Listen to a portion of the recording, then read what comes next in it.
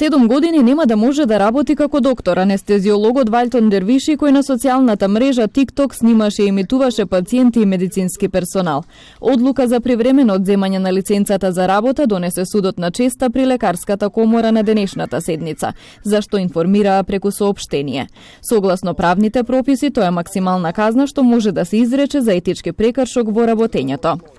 Судот на честа утврди дека доктор осторил повреда на Кодексот на медицинска деонтологија на Лекарската комора на Република Северна Македонија, како и Меѓународниот кодекс на медицинска етика.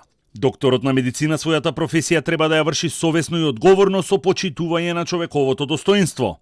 Тој е должен да ги почитува и штити правата на пациентите и да ја чува нивната доверба и тајност на медицинските податоци.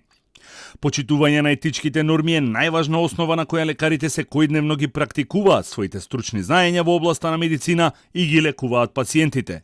И најстручниот лекар не е доволно добар лекар ако не ги почитува етичките норми и правила. Од Лекарската комора вела дека нема да дозволат угледот на докторите да биде загрозен од неодговорно однесување на поединци во фелата.